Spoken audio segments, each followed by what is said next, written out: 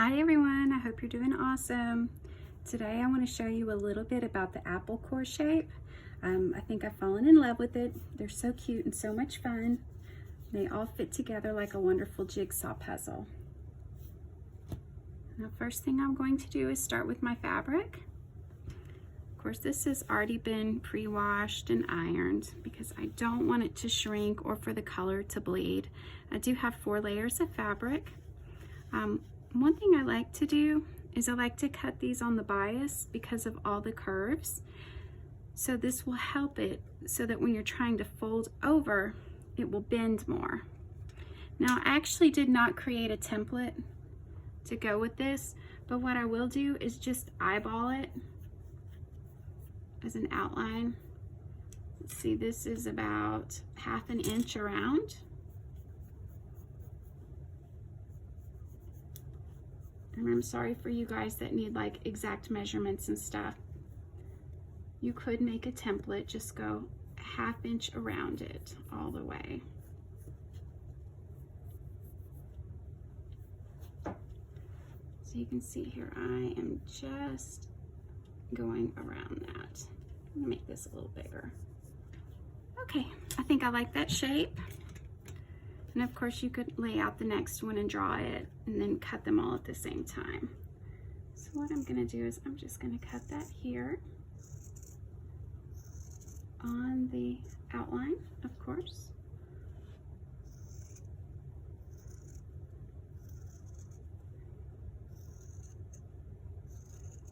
I have all my layers stacked up together, so I'm actually cutting 4 at the same time. I do that a lot. I know some people do like their little die cutters for these, but I'm always making my own shapes and templates, so I don't have exact measurements for some of the die cutters. Mine are whatever size I end up with. And I measured these the last video. These are about 4 inches across. So there you go, you can see it does fit and it has a nice edge around it for the seam allowance. What I'm going to do now is take my pinking shears and just barely go around the edge, all the way around the edges. And that's going to also help it so that when I'm basting it, it will help it turn those corners a little easier.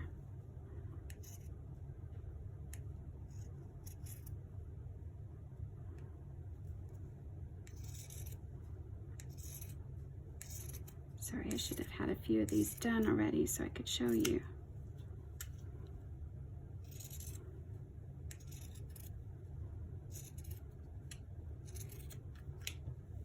Okay, so that's good enough. You can be as neat as you'd like to be. Now, what I'm going to do with my wrong side of the fabric up, I'm going to spray it with a water, just a couple of sprays, because these templates are paper, but the water is going to help with this iron to be able to kind of ease that fabric up and around those curves. I'm just kind of molding it to that shape using this hot iron. See how it's taking that curve? And then I'll do the opposite side.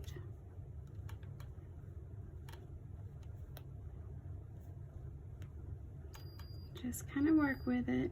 Sorry, my iron beeps when it gets up to temperature. And then do your outside as well.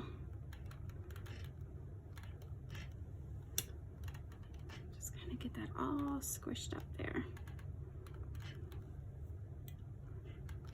You can see the iron is really helping it to stretch and take that shape. So let's look at it.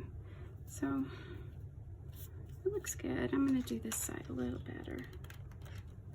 Just want it to have that nice curve of the shape. There we go. You can see all my cut edges on there. So now we've got a really good shape on this. What I'll do now Let's take a basting thread, and I'm going to start in one of these corners. I'm kind of pulling that back from the edge because I don't really want it in my way when I'm trying to sew these together. I'm going to do just a couple of stitches to tack it in place. Now I've got all this to deal with. I'm just going to do a running stitch and gather around this curve all the way.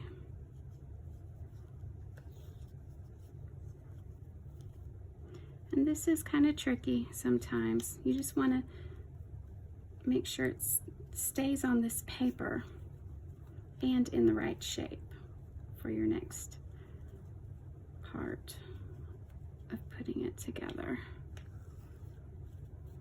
See? So far so good. Now what I do is I like to come down here and just grab a little bit close to the edge, then come back up here, grab a little bit there.